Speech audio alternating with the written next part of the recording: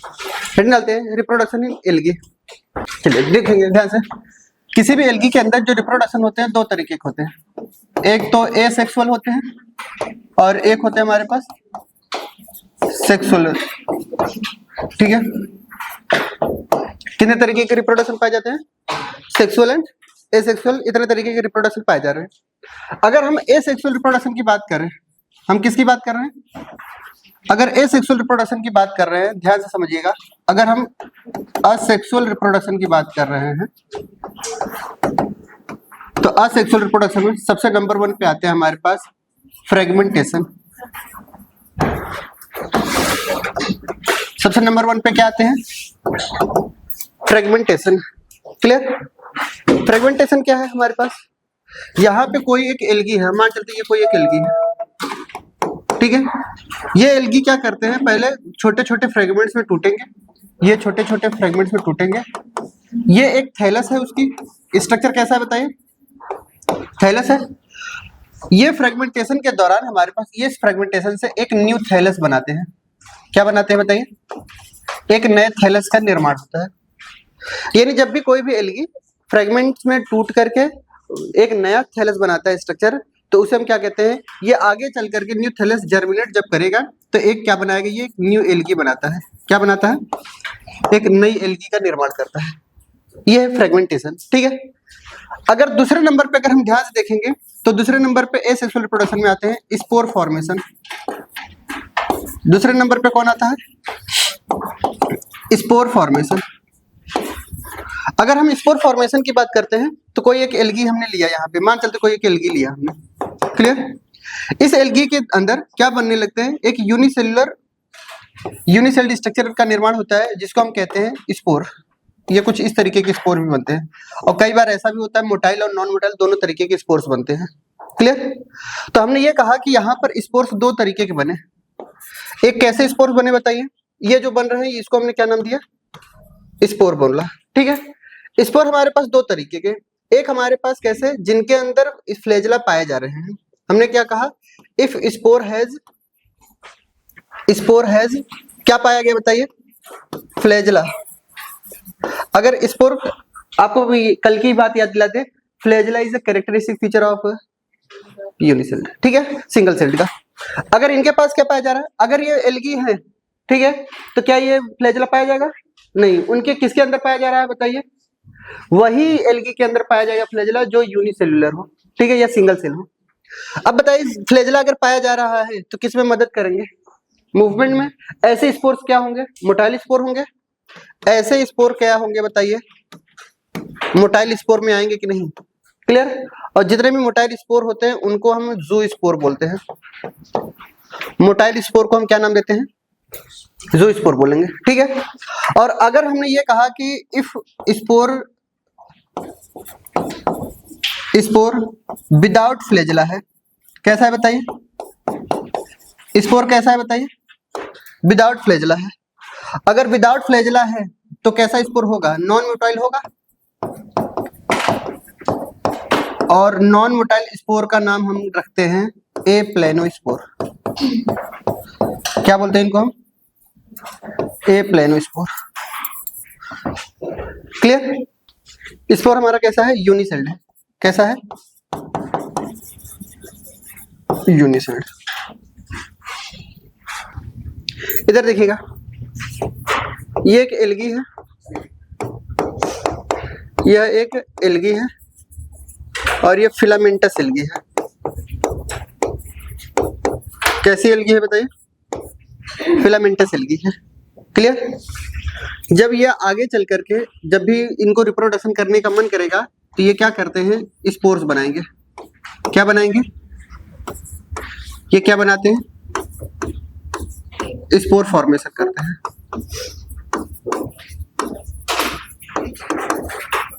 क्या करते हैं? Spore formation. स्पोर फॉर्मेशन अब आगे चल करके जब एल्गी क्या होता है? फटती है। ठीक है, एल्गी यहाँ पे फट गई तो ये स्पोर क्या हो गए बताइए? ये स्पोर क्या होंगे? रिलीज होंगे। क्लियर? जब ये स्पोर रिलीज होंगे आगे चल करके तो ये स्पोर रिलीज हो गए बाहर की तरफ। अब ये आगे चल करके जर्मिनेट करेंगे। क्या करते हैं बताइए? जर्मिनेशन करते हैं, और जर्मिनेट करके एक नई फिलामेंटस एल्गी बनाते हैं। क्लियर? फिर ये फिलामेंटस एल्गी आगे चल करके इसमें कन्वर्ट हो जाती है। यानी इस तरीके से साइकिल चलती रहती है। स्पोर फॉर्मेशन के दौरान कैसे नए एल्गी का फॉर्मेशन होता है? पहले एक एल्गी था, उसने स्पोर बनाया, स्पोर आगे चल करके क्या हुए? रिलीज हुए, और जब रिलीज हुए अर्थ पर या फिर धरती पे कहीं पे भी, तो ये आगे चल करके एक नई एल्गी बनाए। ठीक है, फिलामेंटस ही एल्गी बनाए। ये इस तरीके से इनका चलता रहता है साइकिल। अगर ये असेक्सुअल रिप्रोडक्शन कर रहे हैं, और असेक्सुअल में भी वो भी कौन सा? Spore formation. समझ आई बात? जल्दी करिए। सेक्सुअल रिप्रोडक्शन के बारे में देखते हैं, आगे बढ़े। सुनते ध्यान से।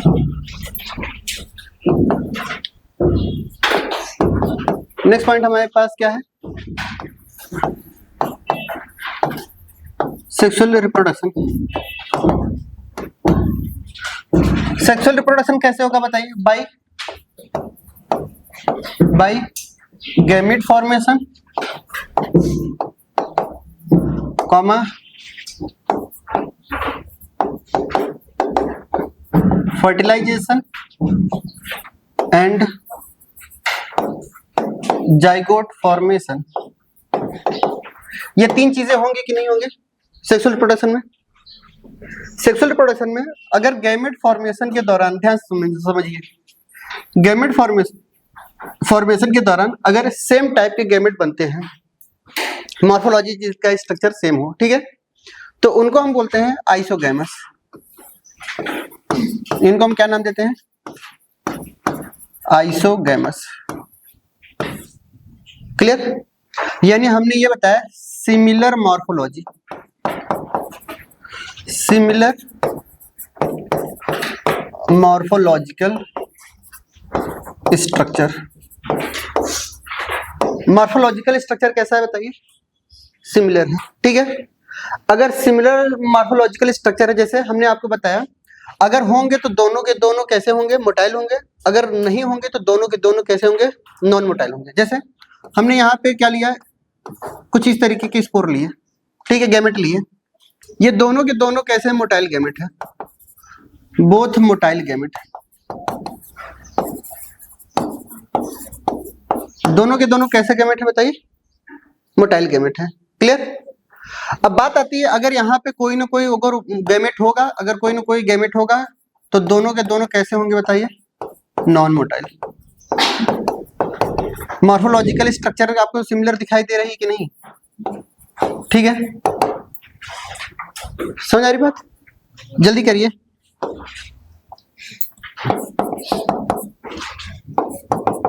एग्जाम्पल, ठीक है, जल्दी करिए।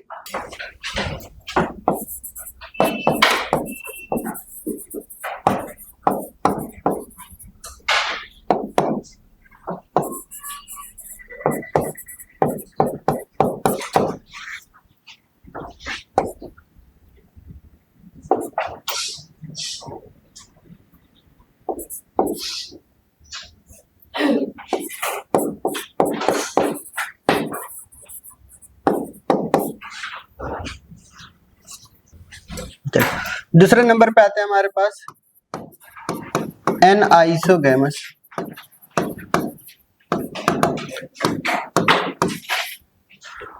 चलिए, मॉर्फोलॉजिकल स्ट्रक्चर क्या है बताइए? यहाँ पे डिफरेंट होंगे, डिफरेंट मॉर्फोलॉजिकल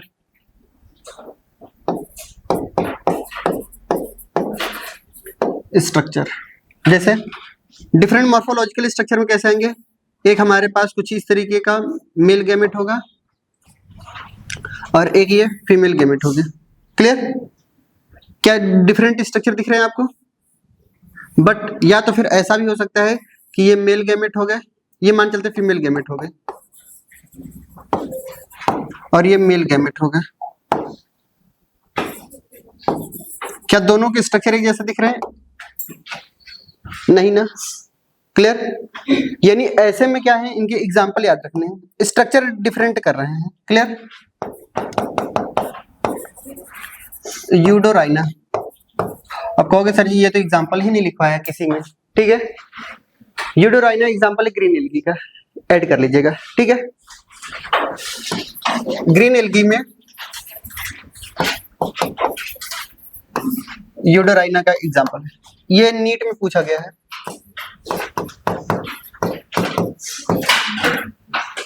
यूडोराइना, क्लियर। एनसीईआरटी में नाम नहीं लिखा है इसका, ठीक है, बट पीवाईक्यू में पूछा गया है यूडोराइना। यह एक तरीके का क्या है, चलिए सी आता है हमारे पास ऊगैमस। ऊ का मतलब क्या समझते हैं आप, फीमेल गैमेट। यहाँ पे फीमेल गैमेट की जो साइज होती है वो बड़ी होती है as compare to male gamete, clear. यानी यहाँ पे क्या होती है कि ये जो गैमेट है ये फीमेल गैमेट है। कैसी गैमेट है, फीमेल गैमेट है, और ये नॉन मोटाइल है। कैसी गैमेट है, नॉन मोटाइल। और यहाँ पे एक मेल गैमेट है जो स्मॉल साइज है बट कैसे है, मोटाइल है। ये हमारे पास मेल मोटाइल गैमेट है। कैसे गैमेट है बताइए, मोटाइल गैमेट। अब तो डिफरेंस समझ में आ गया ना ऊगैमस में। एनाइसोगैमस और ऊगैमस में डिफरेंस यही है, ऊगैमस सिर्फ और सिर्फ रेफरेंस किसका लिया जाता है, फीमेल गैमेट को ध्यान में रखते हुए। यहाँ पे ऊगैमस में क्या होता है कि फीमेल गैमेट की जो साइज होती है वो मेल गैमेट से हमेशा बड़ी होती है और नॉन मोटाइल होती है, ठीक। ऐसे में हम इन कंडीशन को क्या बोलते हैं, ऊगैमस। यानी हम ये कह सकते हैं कि जो साइज है, size of female gamete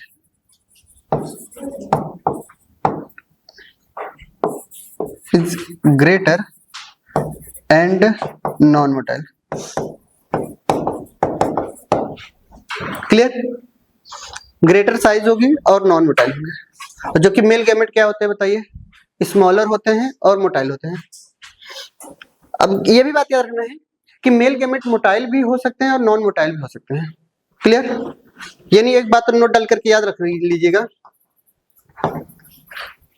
male gamete में इन केस ऑफ एनाइसोगैमस में, सॉरी ऊगैमस में, in case of oogamous male gamete may be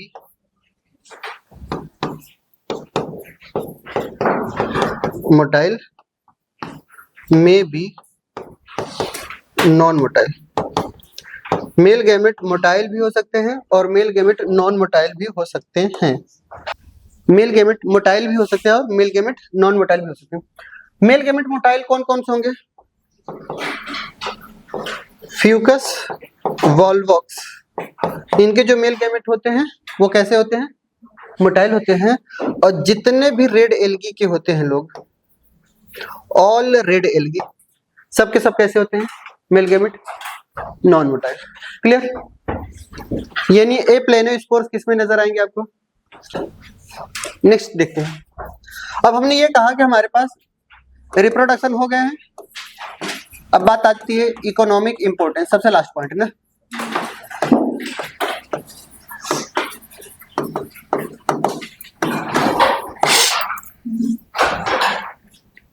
heading होगी हमारे पास इकोनॉमिक इंपोर्टेंस। एक एक करके इकोनॉमिक इंपोर्टेंस देखते हैं, ध्यान से देखिएगा। पहला इकोनॉमिक इंपोर्टेंस, बीइंग हमारे पास जो हमारे एल्गी हैं वो सब के सब कैसे हैं, प्लांट किंगडम है। तो प्लांट किंगडम है तो क्या करते होंगे, फोटोसिंथेसिस करते होंगे। तो मैक्सिमम जो फोटोसिंथेसिस होती है मरीन के अंदर, मैक्सिमम तो ये तो एक्वेटिक होती है, तो मोर देन 50% जो ऑक्सीजन प्रोड्यूस किए जाते हैं मरीन के अंदर वो कहाँ से प्रोवाइड किए जाते हैं, फोटोसिंथेसिस के द्वारा। और ये कौन प्रोवाइड कर रहा है, एल्गी, क्लियर। यानी ये हमारे पास किसमें मदद करते हैं, ये है फोटोसिंथेसिस में मदद करते हैं। किसमें मदद करते हैं, फोटोसिंथेसिस में, क्लियर। यानी दैट इज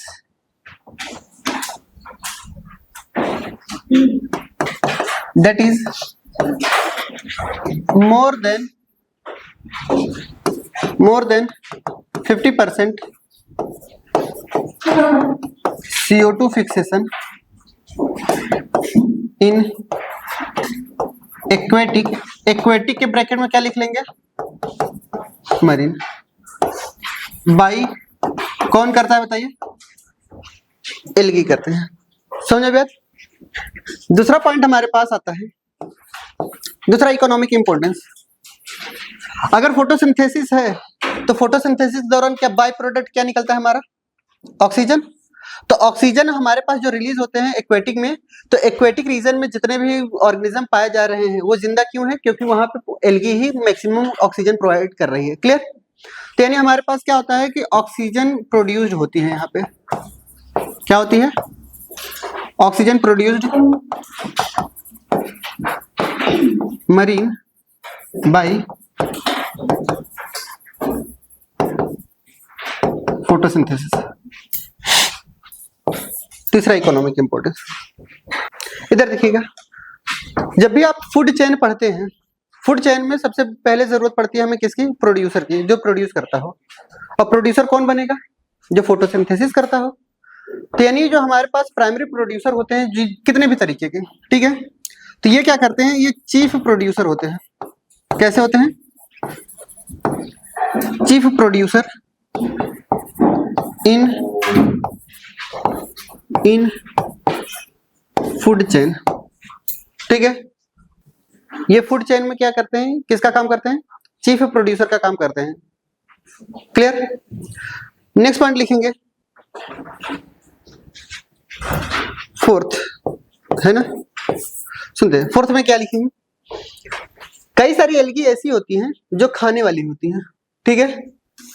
लगभग हम आपको बता रहे हैं कि 70 जीनस, कितने जीनस, एल्गी के 70 जीनस ऐसे हैं जो एडिबल हैं। क्लियर।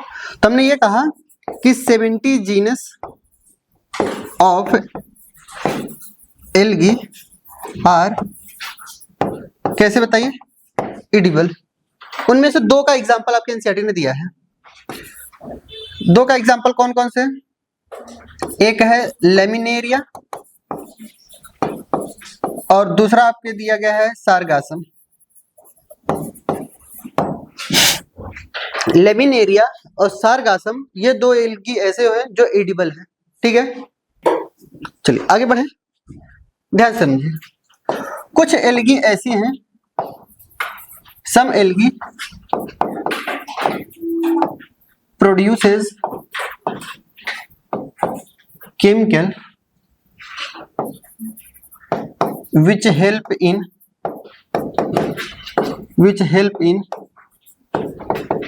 absorption of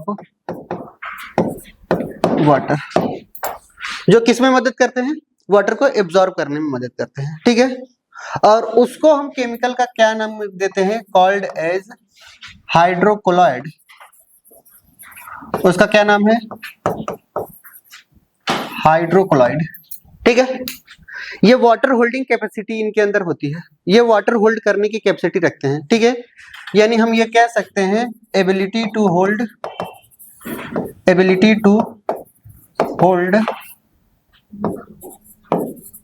वाटर, ठीक है। वाटर को होल्ड करने की कैपेबिलिटी रखते हैं। 6 एग्जाम्पल ही लिख लेते पहले ना। एक ने एल्जिन बोल दिया है, और एल्जिन कहां से निकलता है, किसके पास पाया जाता है, ब्राउन एल्गी, ठीक है। दूसरा एग्जांपल बताइए, काराजिन, बोली बात सही है। काराजिन कहां से निकलता है, कहां पे पाया जाता है, रेड एल्गी। अब 6 लिखिएगा, ठीक। आपने कभी भी एक एग्जांपल पढ़ा होगा, ठीक है, अगर का, याद आ रही है, अगर, फ्यूनरी एंड काराजिन कहां से निकलती हैं, रेड एल्गी से। अगर जो होता है वो ऑब्टेन किया जाता है, ऑब्टेन फ्रॉम, कहां से ऑब्टेन किया बताइए, रेड एल्गी। और रेड एल्गी में भी अगर पूछा जाएगा तो जेलिडियम से। कहां से? जेलिडियम किसका एग्जांपल है? Red algae. दो एग्जांपल पढ़ेंगे बस, सिर्फ और सिर्फ, ठीक है। ब्राउन एल्गी के एग्जांपल पढ़ेंगे और ग्रीन एल्गी के। जितने भी एग्जांपल, चार एग्जांपल लिखवाए हमने रेड एल्गी में, याद आ रही है? Gelidium, gracilaria, Polysiphonia, porphyra, GGPP, ठीक है। ये चार एग्जांपल ही याद रखने हैं आपको। बाकी एक दो एग्जांपल जो एडिशनल बढ़ेंगे तो ब्राउन एल्गी में या ग्रीन एल्गी में। ग्रीन एल्गी में जो बढ़ना था बढ़ चुका है, यूडोराइना, ठीक है। ब्राउन एल्गी में थोड़े बहुत एक दो बढ़ सकते हैं, ठीक है। शायद हमने लिखवा भी दिया होगा केल्प वगैरह, ठीक है। तो भावनाओं में वो लिखवा दिया है केल्प, जबकि मेन एग्जांपल जब लिखवा रहे थे वहां पे केल्प नहीं लिखवाया था। क्लियर? तो यानी क्या है कि हमारे पास जेलिडियम, ये यूज्ड किया जाता है कहां पे? यूज्ड इन नंबर 1, ठीक है। ये कहां पे किया जाता है? Used in number 1 making jellies and ice cream. Ice cream और जेलीज बनाने में मदद करते हैं, ठीक है। आपने देखा होगा कि अगर जेलीज में से अगर हम जेलिडियम हटा दें तो एकदम पानी पानी हो जाता है। आइसक्रीम सॉफ्ट होता है बट ये कोलाइड नेचर का होता है। क्लियर? यानी इसको हम खा सकते हैं, पानी की तरह पी नहीं सकते। अब ये जो पानी से अगर हमने किस में बनाया है, थोड़ा सा सॉलिड में बनाया है, क्लियर? वो किसकी वजह से? अगर की वजह से। क्लियर? अगर हटा दिया जाए, अगर को हटा दिया जाए तो क्या हो जाएगा? पानी पानी हो जाएगा। क्लियर? तो ये जो सॉलिडिफिकेशन थोड़ा सा आ रहा है आइसक्रीम के अंदर या जेलीज के अंदर, वो किसकी वजह से आ रहा है? अगर की वजह से आ रहा है, ठीक है।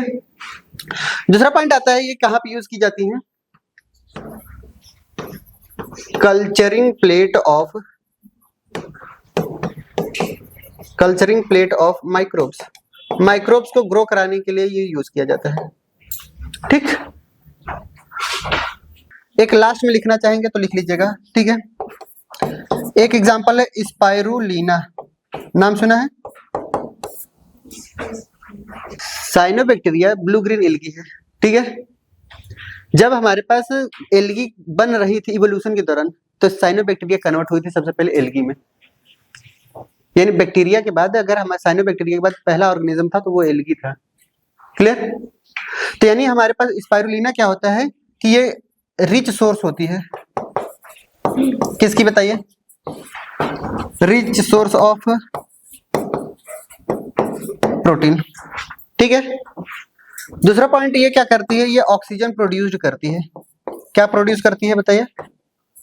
ऑक्सीजन प्रोड्यूस करती है। और थर्ड पॉइंट याद रखना है, used in food as space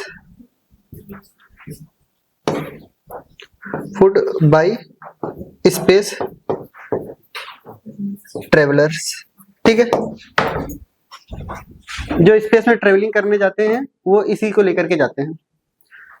जितना 1 किलो मीट अगर हमारे पास चिकन क्या करता है कि सोर्स देता है, उतना 1 ग्राम ऑफ स्पाइरुलिना खा लीजिए, हो जाएगा। बहुत हाई रिच सोर्स होते हैं। क्लियर? तो ज्यादा बोझ लेकर के जाने की जरूरत नहीं है ना, आराम से ये लेकर के चले जाइए, उतना ही सोर्स देगा। एल्गी ये हमारा यहाँ पे खत्म होता है, ठीक है। ये कॉमन पॉइंट था सबके लिए, ठीक है। अब एक एक पॉइंट मैक्सिमम सबके बारे में अगर मैंने पढ़ लिया है तो किसी के भी बारे में आएंगे तो डिफरेंशिएट करके हम पढ़ लेंगे। कंपैरेटिव वैल्यू हम रखते हैं, ठीक है। कंपेयर करके पढ़ेंगे तो बहुत अच्छा रहेगा हमारे लिए। क्लियर? तो सबसे पहले हमारे पास क्या आता है? ग्रीन एल्गी, ठीक है। हेडिंग होगी हमारे पास ग्रीन एल्गी।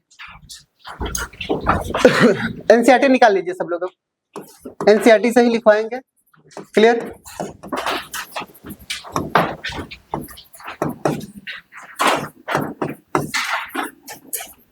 क्लोरोफाइसी, इनका दूसरा नाम क्या है बताइए? क्लोरोफाइसी। चलिए कुछ बातें हम आपको ध्यान से समझाना चाह रहे हैं। जब हम कॉमन पॉइंट आपको पढ़ा रहे थे तो किसी भी ऑर्गेनिज्म के बारे में मुझे सबसे पहले क्या पढ़ना होता है? हैबिटेट। दूसरा क्या पढ़ना होता था? स्ट्रक्चर। स्ट्रक्चर में क्या पढ़ना था? डिफरेंट फॉर्म और डिफरेंट साइज। बोली बात सही है? फिर उसके बाद सेल की डिटेल पढ़नी थी, ठीक है। सेल की डिटेल हो जाती थी तो न्यूट्रिशन हम लोग पढ़ते थे। न्यूट्रिशन हो जाती थी तो क्या पढ़ते थे? रिप्रोडक्शन, रिप्रोडक्शन करने के बाद हमारे पास क्या आता था, इकोनॉमिक इंपोर्टेंस। बस ये कॉमन पॉइंट, यही 5 पॉइंट हमें पढ़ करके खत्म कर देना है। क्लियर? तो सबसे पहला क्या लिखेंगे हम, हैबिटेट। ठीक है, सबसे पहले क्या लिखेंगे, हैबिटेट। नंबर 1 पे आएगा हमारे पास हैबिटेट। हैबिटेट में लिखेंगे इनके बारे में, सिर्फ और सिर्फ लिखना है वो। ठीक है, हैबिटेट में लिखेंगे हमारे पास फ्रेश वाटर मेनली। मेनली कैसे होते हैं ये बताइए, मेनली कैसे हैं, fresh water and marine also. ठीक है, मरीन वाटर भी पाए जाते हैं। क्लियर? दूसरा पॉइंट हमें क्या पढ़ना होता है बताइए, सेल की स्ट्रक्चर पढ़नी है। बोलिए बताइए, सही है? स्ट्रक्चर, स्ट्रक्चर में हमें क्या पढ़ना होता है, different form and size. Different form and size. तो सबसे पहले हम क्या पढ़ लेते हैं, इनके फॉर्म के बारे में पढ़ लेते हैं। ठीक है, सबसे पहले कैसे होते हैं ये, यूनिसेल्यूलर होते हैं। जल्दी करिए, डिफरेंट फॉर्म में हमारे पास सबसे पहले क्या लिखेंगे, यूनिसेल्यूलर। मोस्ट इंपोर्टेंट हमें क्या याद रखना है, एग्जाम्पल। ठीक है, यूनिसेल्यूलर, यूनिसेल्यूलर में एग्जाम्पल हमारे पास लिखेंगे, यूनिसेल्यूलर में chlorella and Chlamydomonas. Clear? Unicellular में एग्जाम्पल क्या लिखेंगे, क्लोरेला एंड क्लेमाइडोमोनास। ठीक, क्लोरेला एंड क्लेमाइडोमोनास। दूसरा फॉर्म लिखेंगे फिलामेंटस। दूसरा एग्जांपल लिखेंगे फिलामेंटस। ठीक है, दूसरा एग्जांपल हमारे पास क्या लिखेंगे, फिलामेंटस। क्लियर? फिलामेंटस में क्या एग्जांपल लिखना है, ध्यान समझिएगा, यूलोथ्रिक्स, स्पाइरोगाइरा एंड एक एग्जांपल बढ़ गया क्लेडोफोरा। ग्रीन एल्गी में दूसरा एग्जांपल बढ़ गया ना, यूडोराइना आ गया, एक क्लेडोफोरा आ गया, यानी Cladophora is also example of green algae. Cladophora में क्लास 12th की एनसीईआरटी में दिया है। ठीक है, नीट 2017 पूछा गया था, कौन से फिलामेंटस एल्गी है। क्लियर?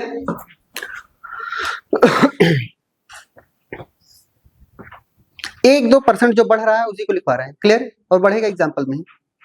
नेक्स्ट एग्जांपल में लिखेंगे, नेक्स्ट लिखेंगे कॉलोनियल। नेक्स्ट फॉर्म क्या है, कॉलोनीज बना करके चलते हैं ये। तो नेक्स्ट क्या है हमारे पास, कॉलोनियल। कॉलोनियल में हमने एग्जांपल क्या बताया था आपको कल ही, वॉलबॉक्स बताया था। वॉलबॉक्स लिख लीजिएगा। एक एक्स्ट्रा जा रहे हैं। ठीक है, एक कुछ ऐसे होते हैं जो एडवांस्ड थैलस टाइप के होते हैं। कैसे होते हैं, एडवांस्ड थैलस होते हैं। एडवांस थैलस में एग्जांपल आता है कारा का, चारा मत पढ़ लीजिए, कारा। क्लियर? एडवांस थैलस का मतलब ये होता है कि थैलस धीरे धीरे डिफरेंशिएट हो रही है। ठीक है, क्या बोला हमने, धीरे धीरे डिफरेंशिएट हो रही है। एक नोट डाल करके पॉइंट लिख लेते हैं। जितने रिमार्क जा रहे हैं वो सबके सब एक्स्ट्रा पॉइंट है। ठीक है, एनसीईआरटी में नहीं है। क्लियर? जितने भी एक्स्ट्रा पॉइंट है हम रिमार्क डाल करके लिखवा दे रहे हैं। एनसीईआरटी में पढ़ने की कोशिश मत करना, ढूंढने की कोशिश मत करना।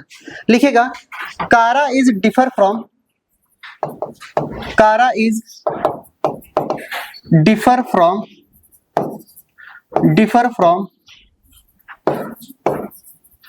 Other algae. Chara is differ from other algae, यानी अदर एल्गी से क्या है बताइए, कारा अलग अलग है। क्लियर? जैसे हम आपको समझाना चाह रहे हैं, यहाँ पे क्या होता है कि कारा के अंदर कुछ इस तरीके की एल्गी पाई जा रही है। ध्यान से देखिएगा, ये एल्गी का एक प्लांट लिया हमने।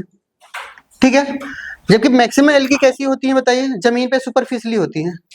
कारा एल्गी जो होती है कुछ इस तरीके की पाई जाती है, इनका स्ट्रक्चर ही ऐसा होता है। क्लियर? इनमें क्या होता है कि जो फीमेल ऑर्गन, सेक्स ऑर्गन होते हैं वो ऊपर की तरफ पाई जाती है। ये हमारे पास फीमेल सेक्स ऑर्गन है, और जो मेल सेक्स ऑर्गन होते हैं वो नीचे की तरफ पाए जाते हैं। ये क्या है? Male sex organ. अब आप ये बताइए, मेल गैमेट को जाना होगा तो ऊपर से कैसे जाएगा बेचारा?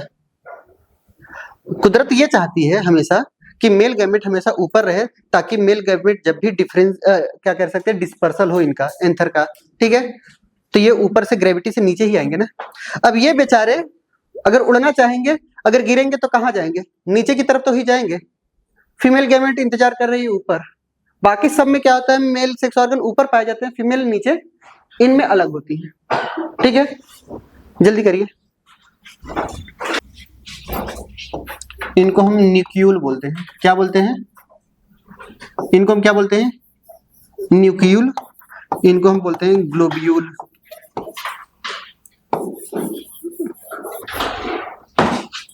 ये कहाँ पाई जा रही है? लोअर में पाई जा रही है। ये कहाँ पाई जा रही है? हायर में पाई जा रही है। हो गया? दूसरा पॉइंट लिखिए, कारा का ही है, ठीक है। अगर इनके सेक्स ऑर्गन की बात करेंगे, किसकी बात करेंगे? सेक्स ऑर्गन की अगर हम बात करें, सुनिए ध्यान से, अगर हम बात करते हैं sex organ of other algae, other algae की अगर सेक्स ऑर्गन की हम बात करते हैं तो कुछ इस तरीके की होती है, ठीक है। यानी कैसी होती है? थीन होती है एंड नॉन जैकेटेड होती है। कैसी होती है बताइए? नॉन जैकेटेड होती है सेक्स ऑर्गन। क्लियर? जबकि अगर हम सेक्स ऑर्गन अगर कारा की बात करें, और ये यूनिसेल्ड होती हैं। कैसी होती हैं?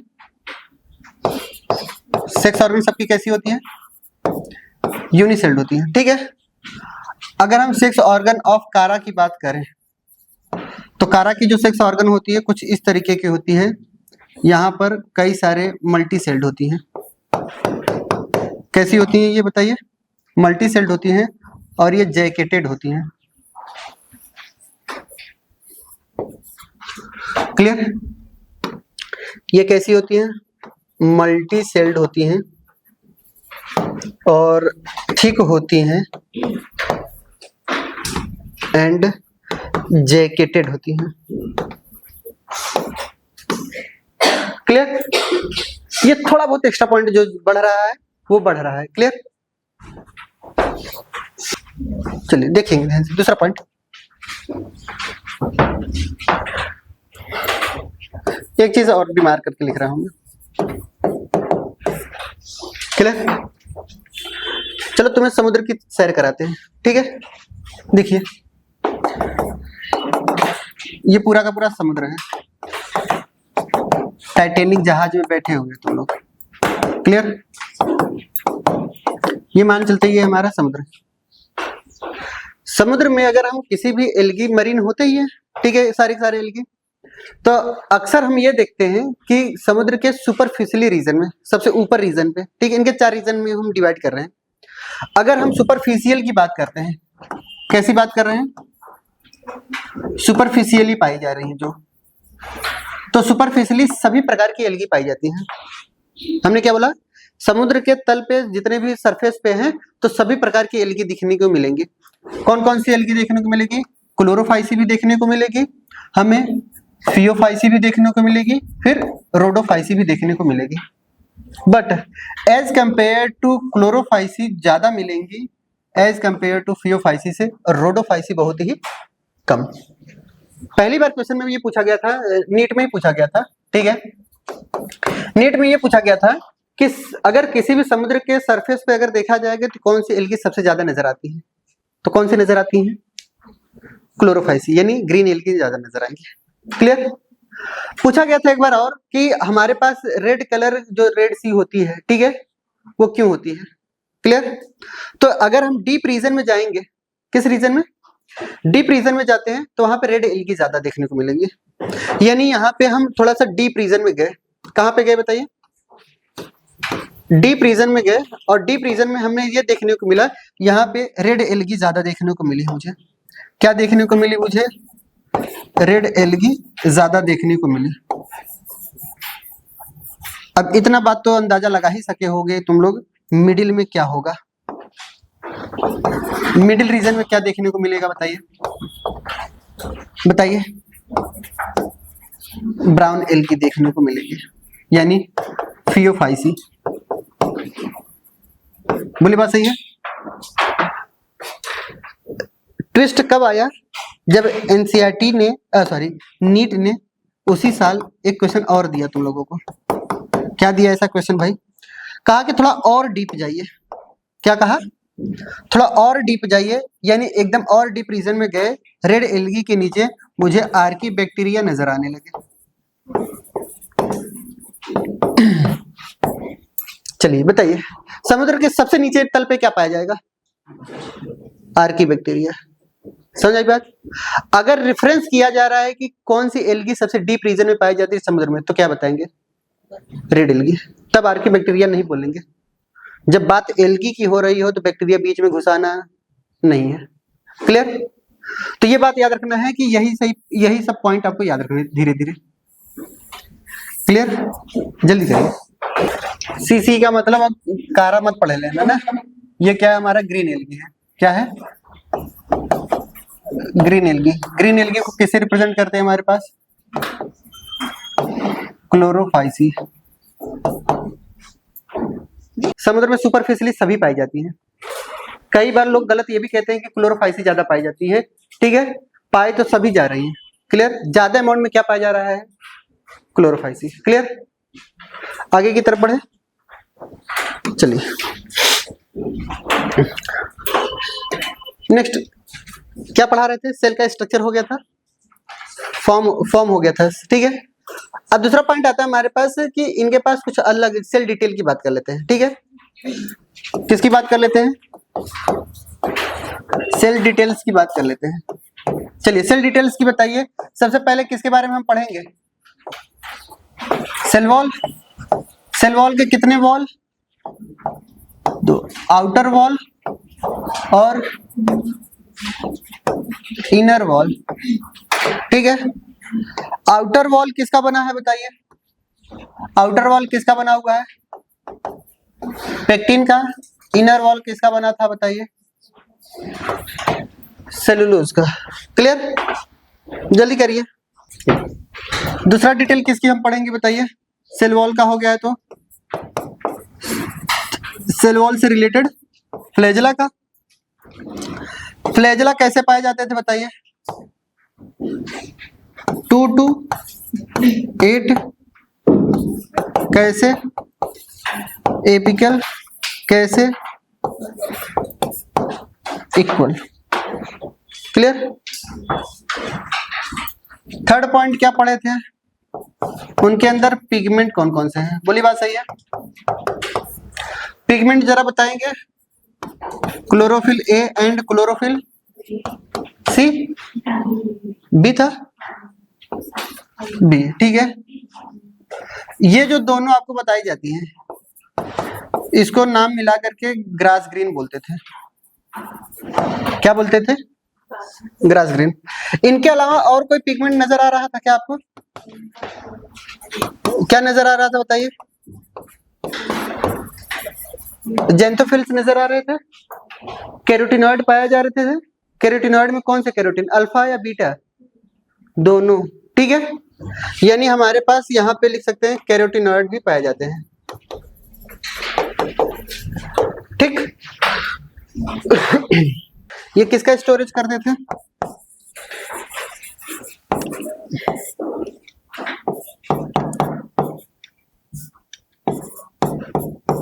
ये स्टार्च का भी एंड ऑयल्स का भी, दोनों का स्टोरेज करती थी। आगे बढ़ते हैं, एक पॉइंट और इधर देखिएगा।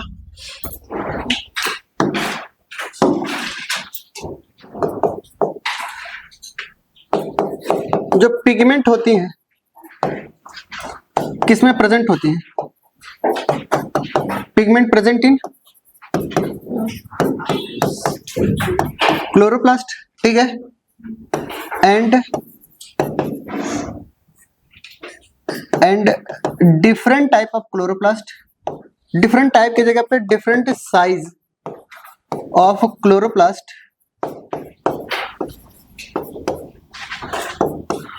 Present in different algae. Different algae में डिफरेंट टाइप के क्लोरोप्लास्ट पाए जाते हैं, जैसे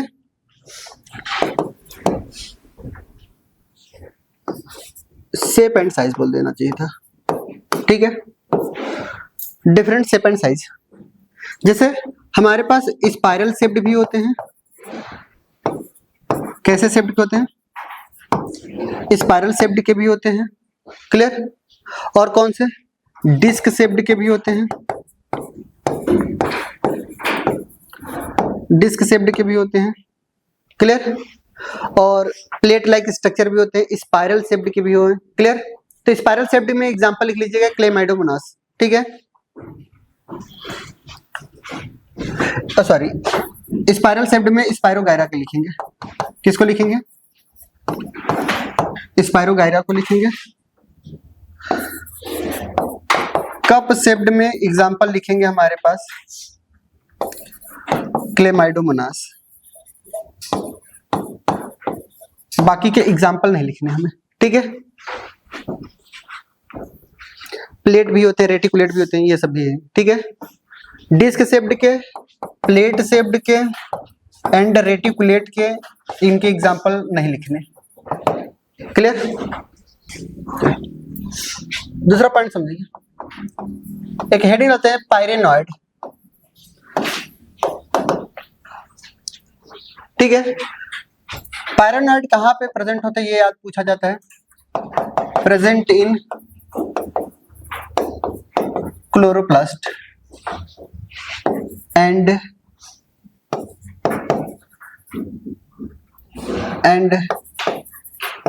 help in storage of protein besides starch. Starch की जगह पे ये क्या स्टोर करते हैं बताइए? स्टार्च की जगह पे क्या स्टोर करते हैं? प्रोटीन स्टोर करते हैं। जैसे हमने ये कहा कि हमारे पास ये क्लोरोप्लास्ट का स्ट्रक्चर है। अब हमारे पास क्लोरोप्लास्ट के अंदर हमने ये देखा, इनके अंदर कुछ स्ट्रक्चर इस तरीके के नजर आए। इसका नाम रखा हमने क्या? पायरेनॉइड, क्लियर। पायरेनॉइड क्या करते हैं? इनके ऊपर ये तो अंदर की तरफ क्या पाए जा रहे हैं? प्रोटीन पाई जा रही है। अंदर की तरफ क्या पाए जा रही है बताइए? प्रोटीन पाई जा रही है। और ऊपर से इनके स्टार्च है। ये जो सफेद वाला दिखाई दे रहा है वो क्या है? स्टार्च है। और ये जो अंदर वाली पार्ट दिखाई दे रही है वो क्या है? प्रोटीन।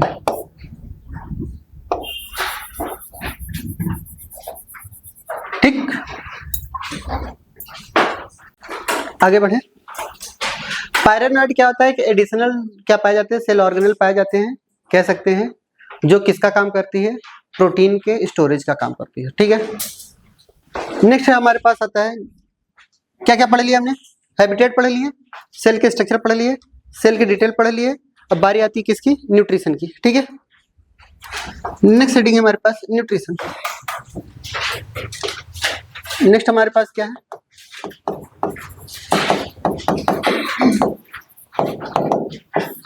न्यूट्रिशन।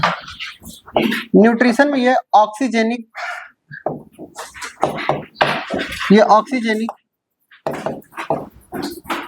फोटोसिंथेसिस करती है।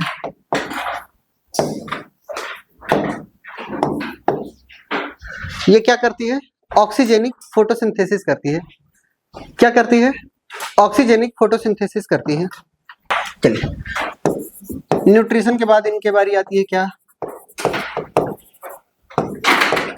रिप्रोडक्शन की। रिप्रोडक्शन में ये तीन तरीके की। पहला आता है हमारे पास वेजिटेटिव, दूसरा आता है हमारे पास एसेक्सुअल और तीसरा क्या आता है हमारे पास, सेक्सुअल। वेजिटेटिव में हमारे पास फ्रेगमेंटेशन करेंगे, क्या करेंगे, फ्रेगमेंटेशन। असेक्सुअल में हमारे पास स्पोर फॉर्मेशन, असेक्सुअल में हमारे पास कैसे, स्पोर फॉर्मेशन, और स्पोर फॉर्मेशन में भी कैसा, ज़ूस्पोर। ठीक है। सेक्सुअल में हमारे पास दो तरीके के होते हैं, अभी हम पढ़ाएंगे। ठीक है, जल्दी करिए। नेक्स्ट आता है हमारे पास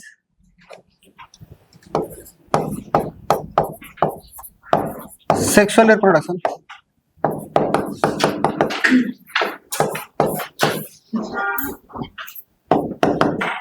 वेरी इंपॉर्टेंट। ठीक है, सबसे पहला आता है सेक्सुअल रिप्रोडक्शन में कौन सा हमारे पास, आइसोगैमस। सबसे नंबर 1 पे कौन आएगा, आइसोगैमस। आइसोगैमस में दो तरीके होंगे। आइसोगैमस का मतलब तो हमने समझा दिया है ना, जिसके मॉर्फोलॉजिकल स्ट्रक्चर कैसे हो, सेम हो, वो आइसोगैमस। आइसोगैमस में या तो हो सकता है कि बोथ कैसे हो, बताइए, मोटाइल हो, या बोथ कैसे हो, बताइए,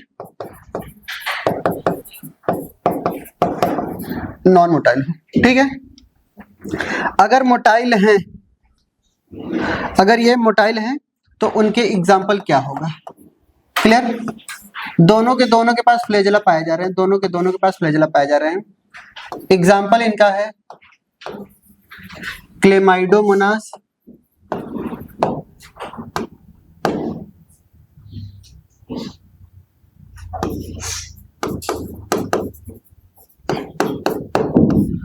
यूलोथ्रिक्स, क्लेमाइडोमोनास, यूलोथ्रिक्स, क्लेडोफोरा। एक एग्जाम्पल है क्लेडोफोरा। दोनों के दोनों कैसे हैं बताइए, नॉन मोटाइल है। दोनों के दोनों कैसे हैं बताइए, नॉन मोटाइल है। इनके एग्जाम्पल में आप लिख लीजिएगा स्पायरोगायरा।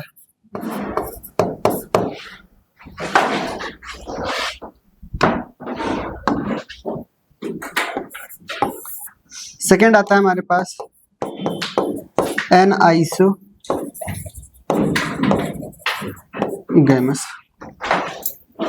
सेकेंड आता है हमारे पास एन आइसोगैमस। एन आइसोगैमस का मतलब क्या है, दोनों की स्ट्रक्चर कैसी होगी, दोनों की स्ट्रक्चर कैसी होगी, डिफरेंट होगी, एक का ऐसा एक का ऐसा। ठीक है, इनके एग्जाम्पल में हमारे पास आता है यूडोराइना।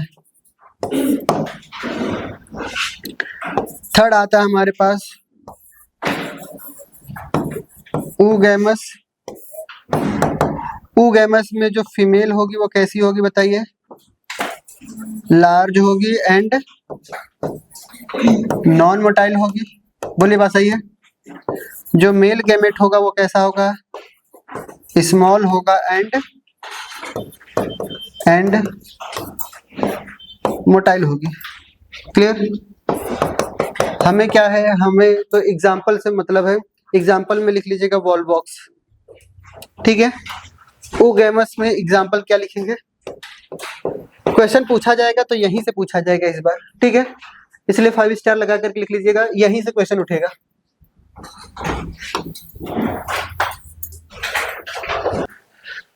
रिप्रोडक्शन के बाद क्या होता था, इकोनॉमिक इंपोर्टेंस। ठीक है, तो हेड डालते हैं economic importance.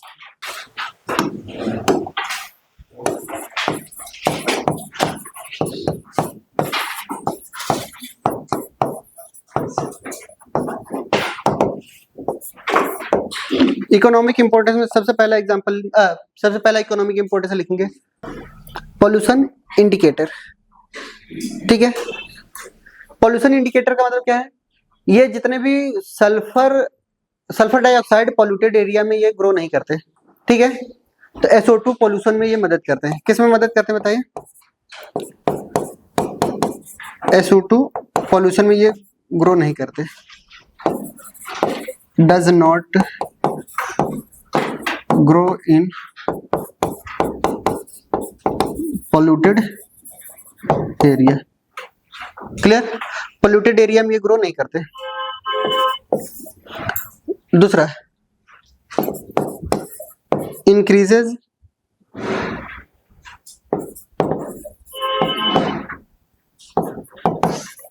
Fertility of soil.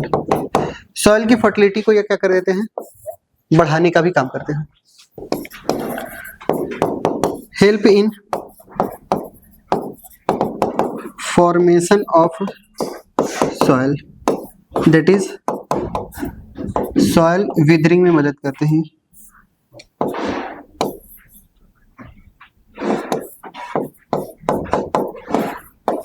किसमें मदद करते हैं,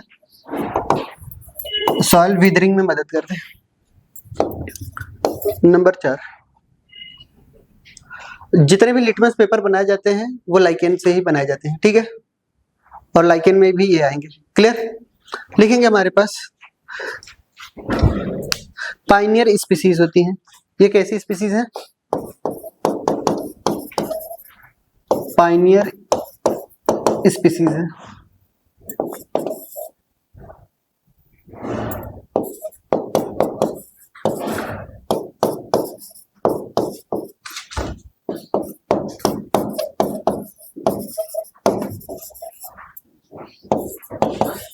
लाइकेन में तो एल्गी तो रहेगा ही रहेगा ना। 6 में से 6 में क्या लिखेंगे, ये सिम्बायोटिक एसोसिएशन भी रखती है ना, सिम्बायोटिक एसोसिएशन विद किसके साथ, फंजाई एंड फंजाई ही लिखेंगे, ठीक। फंगस के साथ ये सिम्बायोटिक एसोसिएशन भी रखती हैं। हो गया, हेडिंग डालते हैं हमारे पास ब्राउन एल्गी।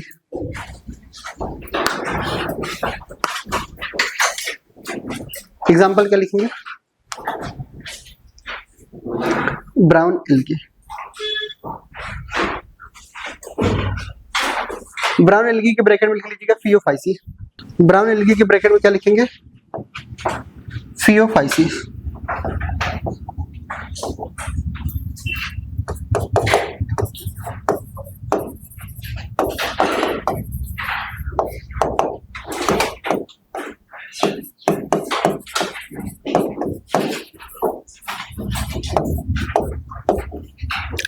क्या लिखेंगे, फियोफाइसी। क्लियर, सुन दे ध्यान से। ब्राउन एल्गी क्या है, किसी भी ऑर्गेनिज्म के बारे में पढ़ना होगा तो मैं क्या क्या पढ़ूंगा बताइए, हैबिटेट, फिर स्ट्रक्चर, स्ट्रक्चर में भी डिफरेंट फॉर्म एंड साइज, फिर सेल की डिटेल, फिर न्यूट्रिशन, फिर रिप्रोडक्शन, फिर उसके बाद इकोनॉमिक इंपॉर्टेंस, बात खत्म। क्लियर, सेम ऐसे एनसीईआरटी फॉलो कर रही है। तो सबसे पहले क्या लिखेंगे, हैबिटेट। अब व्हाइट बोर्ड पे लिखेंगे नहीं, अब डायरेक्ट बोल करके लिखवाएंगे, लिख लोगे। क्लियर, चलिए लिखते हैं हमारे पास ब्राउन एल्गी में।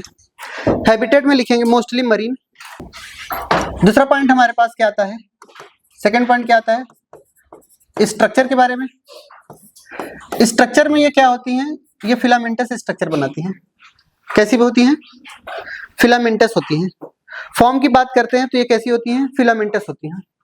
कैसी होती है बताइए, अगर हम फॉर्म की बात करती हैं तो कैसे बात करेंगे, ये कैसी होती है बताइए, फिलामेंटस। फिलामेंटस का मतलब क्या समझेंगे, ये कई सारे फिलामेंट होंगे। क्लियर, और फिलामेंट में भी दो तरीके के फिलामेंट आपको याद रखने हैं। एक ऐसा होता है, एक सिंपल फिलामेंट होते हैं, सिंपल हम कह सकते हैं ब्रांच्ड फिलामेंट होते हैं। कैसे होते हैं बताइए, सिंपल ब्रांच्ड फिलामेंट होते हैं।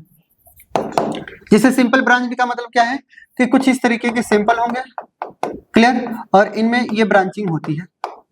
क्लियर, बट कई जगह पे क्या होता है कि प्रोफ्यूजली ब्रांच्ड होती है। कैसी होती है बताइए, प्रोफ्यूजली ब्रांच्ड होती है।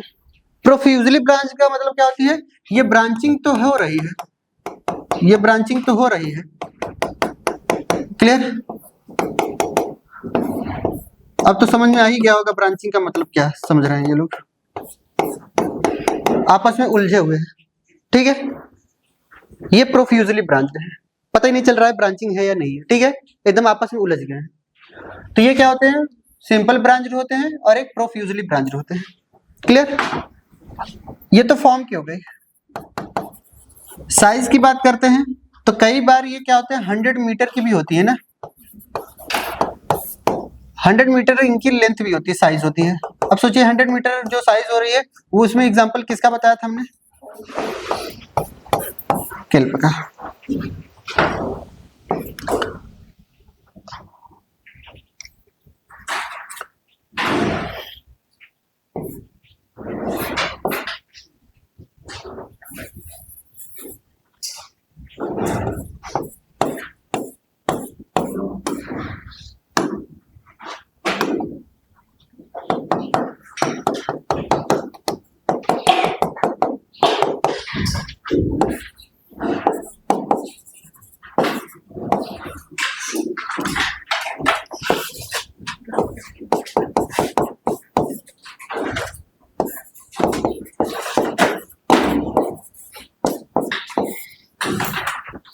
नेक्स्ट लिखते हैं इनके बारे में, स्ट्रक्चर की बात कर लेते हैं। ठीक है, किसकी बात कर लेते हैं? अगर किसी इनके स्ट्रक्चर की बात करेंगे तो ये 3 पार्ट होते हैं स्ट्रक्चर में। कितने पार्ट हो रहे हैं बताइए? 3 पार्ट हो रहे हैं इनके। कौन कौन से? एक फ्रंट नजर आ रहे हैं, एक आपको स्टाइप नजर आ रहे हैं, एक आपको होल्ड फास्ट नजर आ रहे हैं। बोले बात सही है? जो फ्रंट होते हैं ये मेन फोटोसिंथेटिक पार्ट होते हैं। कैसे होते हैं बताइए? मेन फोटोसिंथेटिक पार्ट है। क्लियर? स्टाइप क्या होती है कि एक कनेक्टिंग होती है जो होल्ड फास्ट को और फ्रंट को कनेक्ट कर रही है। क्लियर? ये और होल्ड फास्ट को आप रूट नहीं समझेंगे। होल्ड फास्ट सिर्फ और सिर्फ मदद कर रहा है अटैचमेंट में। किस में मदद कर रहा है? सरफेस, किसी सरफेस से अगर कोई भी एल्गी अटैच्ड हो रही है तो होल्ड फास्ट क्या करता है? उसको अटैचमेंट करता है, बट इसको रूट नहीं समझेंगे। क्लियर? रूट जैसा स्ट्रक्चर है बट ये रूट नहीं है। रूट क्या करता है? वाटर को एब्जॉर्ब करने में मदद करता है। ये ऐसा काम कोई नहीं करता है। क्लियर? तो इसको होल्ड फास्ट को क्या समझना है? Not root. ये रूट नहीं समझना। समझ आ रही बात? ये सिर्फ और सिर्फ किस में मदद कर रहा है? Help in attachment. ये किस में मदद करता है? अटैचमेंट में ये मदद कर रहा है।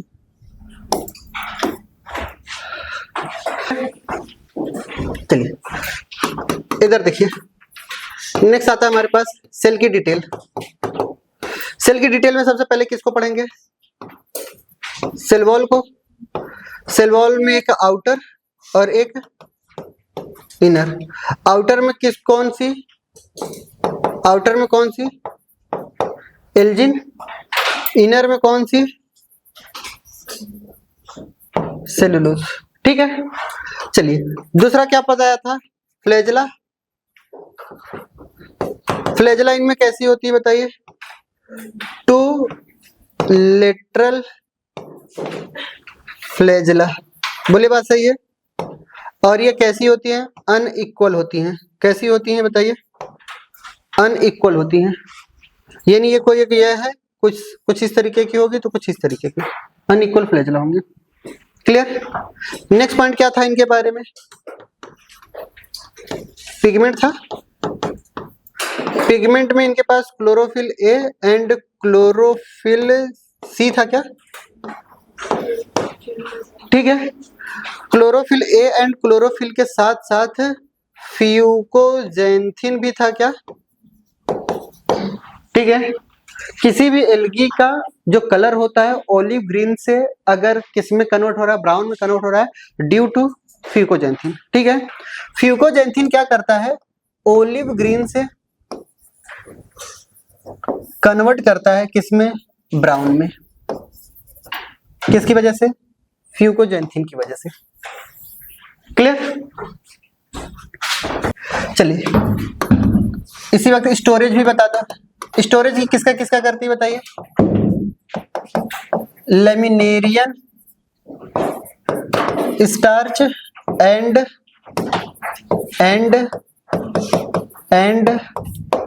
मैनिटोल। ठीक, तो हमारे पास क्या बचता है? क्या हो गया है?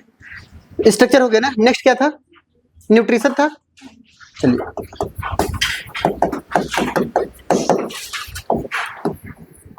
न्यूट्रिशन कैसा है? ऑक्सीजेनिक फोटोसिंथेसिस कैसा है बताइए, ऑक्सीजेनिक फोटोसिंथेसिस। नेक्स्ट क्या आता है हमारे पास, रिप्रोडक्शन। जल्दी करिए। सबसे नंबर 1 पे आते हैं वेजिटेटिव। वेजिटेटिव में ये क्या करते हैं बताइए, फ्रेगमेंटेशन करते हैं। क्लियर। दूसरे नंबर पे आते हैं ये सेक्सुअल रिप्रोडक्शन। असेक्सुअल रिप्रोडक्शन में क्या करते हैं ये बताइए, स्पोर फॉर्मेशन करते हैं। क्या करते हैं, स्पोर फॉर्मेशन। और स्पोर फॉर्मेशन में कैसा स्पोर बनाते हैं, ज़ू स्पोर बनाते हैं, जिसके पास 2 अनइक्वल लेटरल फ्लैजेला पाए जा रहे हैं। क्या पाए जा रहे हैं, 2 अनइक्वल लेटरल फ्लैजेला पाए जा रहे हैं। क्लियर। फिर उसके बाद आता है इनके पास सेक्सुअल रिप्रोडक्शन भी ये करते हैं। और सेक्सुअल रिप्रोडक्शन में वही तीनों तरीके के, कौन कौन से, आइसोगैमस, एनआइसोगैमस, ऊगैमस। सिर्फ और सिर्फ मुझे फोकस करना है ऊगैमस में, एग्जाम्पल फ्यूकस याद रखना है। ठीक, एक नोट डाल करके लिख लेते हैं यहाँ पर, एनसीईआरटी की लाइन है, लाइन ही लिख ले रहे हैं। जो गैमेट्स आर पायरिफॉर्म, गैमेट कैसे होते हैं बताइए, पायरिफॉर्म यानी पियर शेप्ड के होते हैं। कैसे होते हैं बताइए, पियर शेप्ड के होते हैं। Having 2 lateral flagella. हेडिंग डालते हैं हमारे पास रेड एल्गी, रोडोफाइसी।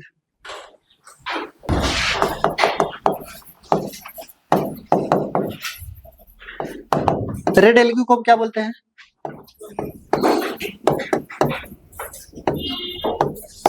रोडोफाइसी। सबसे पहले लिखेंगे हैबिटेट। जल्दी जल्दी पॉइंट लिख लेते हैं, कुछ है खास नहीं इसमें। ठीक है, रेड एल्गी बहुत ही कम समय में दिया गया है, बहुत ही कम पॉइंट दिए हैं। सबसे पहला पॉइंट लिखेंगे हैबिटेट में डीप सी। कैसी होती हैं ये, डीप सी होती हैं, मल्टी सेलुलर होती हैं। स्ट्रक्चर में लिखेंगे मल्टी सेलुलर,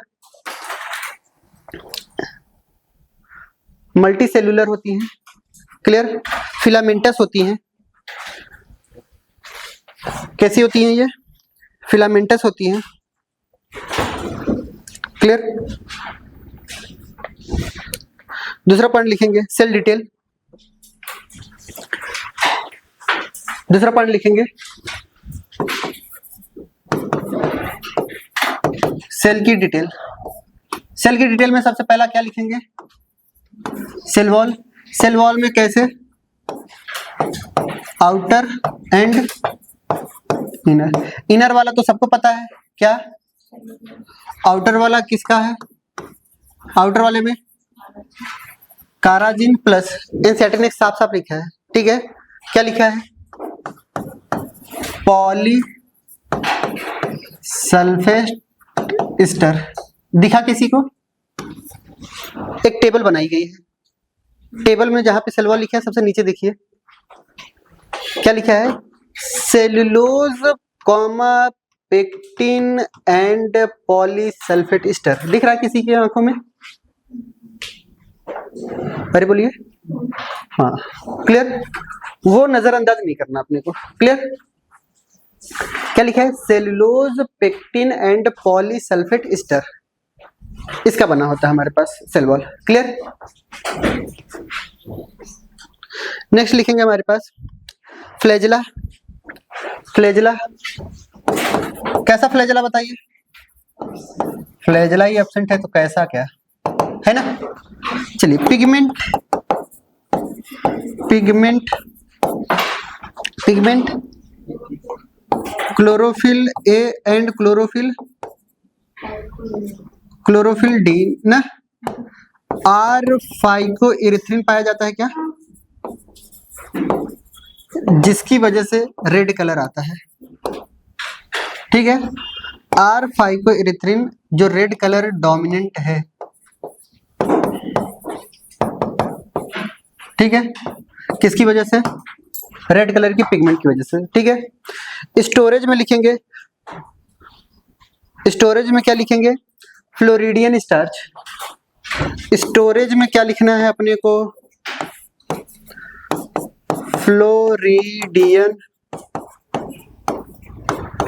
फ्लोरिडियन स्टार्च, ठीक है। फ्लोरिडियन स्टार्च के बारे में कुछ बातें लिखवाई है क्या हमने? क्या लिखवाई थी? Similar to amylose and amylopectin. बहुत बढ़िया, क्लियर। दूसरा पॉइंट लिखेंगे,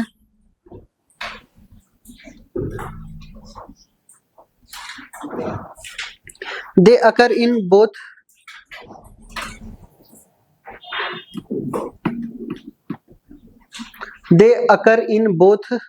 दोनों जगह पाई जाती है। Occur in both well lighted region, बहुत ही लाइटेड रीजन में भी पाई जाती है। वेल लाइटेड रीजन यानी सरफेस में भी पाई जाती है, ठीक है। Well lighted region close to the surface of water. Red algae को हमने दिखाया था कि सबसे ऊपर भी सुपरफिशियली भी पाई जा रही थी और सबसे डीपली भी पाई जा रही थी, याद आ रही है? अरे बोलिए, समुद्र की सैर कराया था कि नहीं? वही बातें लिखा है इन्होंने, ठीक है। Well lighted region close to the surface of water and also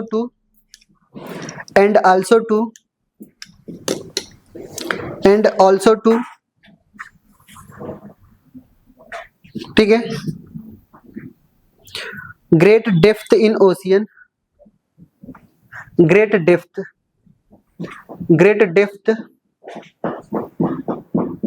in ocean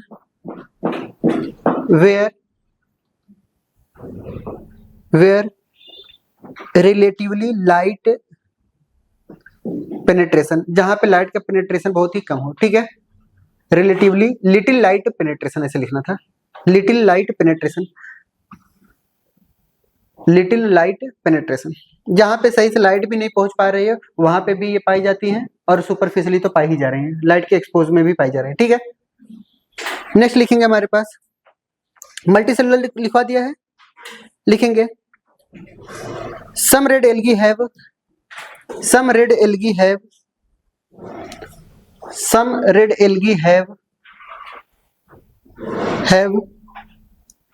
complex body organization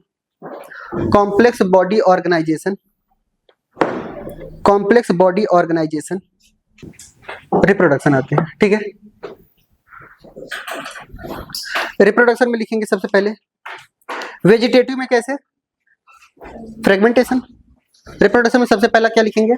vegetative, सब कुछ वही है, ठीक है। रिप्रोडक्शन में सबसे पहले किसको?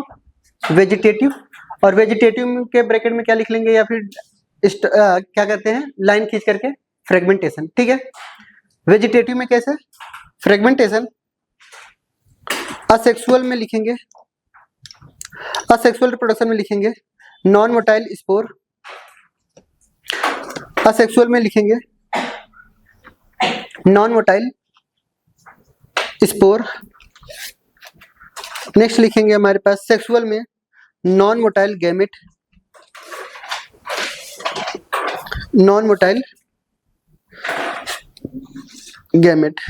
ठीक है। दूसरा पॉइंट लिखेंगे sexual reproduction is oogamous। Sexual reproduction कैसे होते हैं? oogamous। oogamous का मतलब कैसा? फीमेल गैमेट कैसी होगी? बड़ी होगी, लार्ज होगी, ठीक है, और विदाउट फ्लैजेला होगी, ठीक है। और मेल गैमेट कैसा होगा? मोटाइल होगा, स्मॉल होगा। बोली बात सही है? अब दूसरा पॉइंट, अच्छा ये भी नॉन मोटाइल होंगे, क्लियर। सेकंड पॉइंट हमारे पास लिखते हैं, ठीक है, क्या लिखे हैं? Sexual reproduction is oogamous and accompanied